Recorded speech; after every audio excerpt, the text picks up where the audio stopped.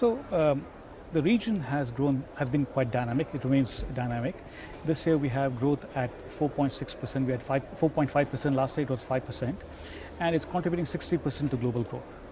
And the upward surprises were across the board in many countries. You had India, where there was a big major economy which surprised on the upside. So we have India growing at 6.8% this year. We had some smaller countries like Cambodia, which also surprised on the upside. So there is inherent dynamism in the region, and a lot of that has to do with the fact that you have some major economies doing well, which are pulling the others along. How much of this has got to do with the China Plus One strategy? Because we know a lot of the different countries across the region are seeing more interest on investment because countries are trying to diversify away from China. So I think the issue of China Plus One, or the issue of diversifying the supply chain, is not something new. You've seen that happening even in the past. In the past, the reason was that when wages go up in China, should you look for other locations where it will be cheaper to produce, and then slowly that emerged into if there are trade frictions, you want to diversify your production. So it moved from higher wages in China to potential trade frictions. So that's been happening.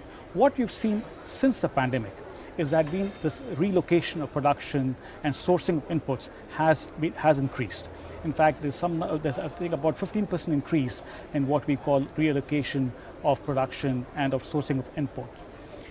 The flip side to that is, that's bound to happen. Are you going to see a fundamental change in the supply chain? That will take for years if it happens. But what you do see is that there is reallocation of production and of sourcing of inputs. But on the flip side, what you're seeing is that supply chains are becoming longer. So instead of going straight from country A to country B, they're being rerouted through country C to avoid the kind of trade tensions and frictions.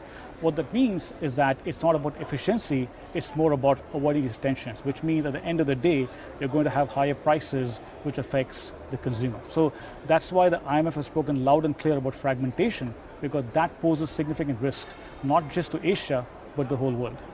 There's been a lot of focus around the United States being such a big growth engine at this stage, but a lot of the heavy lifting also coming from Asia Pacific. Sure.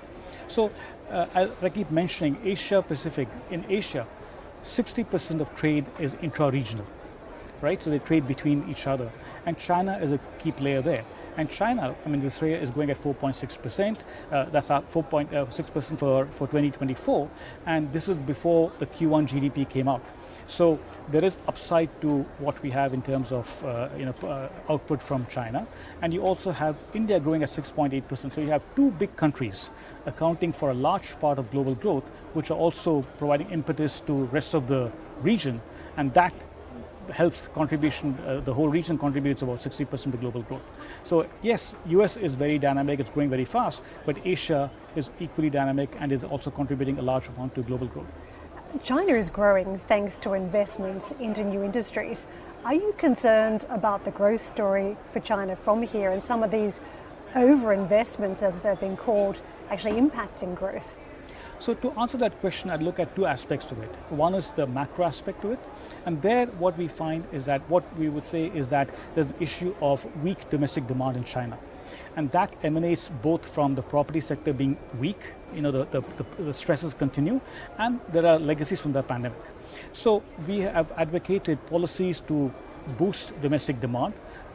First, to fix the property sector, we've been very clear that three things are needed. Central government support for about 5% to finish prepaid housing, triage the developers, separate the good ones from the bad ones, and make sure that prices adjust. So that's in the property sector. For boosting domestic demand to boost consumption, we've talked about improving social safety nets, which are important. So that's on the macro aspect of the question you asked. The second aspect is sectoral. Yes, China has provided subsidies, research funding, subsidized credit to certain sectors, certain firms, and that has two implications. It could lead to a misallocation of resources, and it could have impact on trading partners. So for both, what we have emphasized in our Article 4 reports with China is that you really need to ensure that you have reforms of SOEs, you have competitive neutrality between SOEs and the private sector so that you have the same level playing field, and that will help build dynamism in the sector and not lead to misallocation of resources. And in terms of impact on trading partners, yes, you do see that. You do see some countries which have similar production structure like Vietnam and Korea being affected by what's happening in terms of production in China.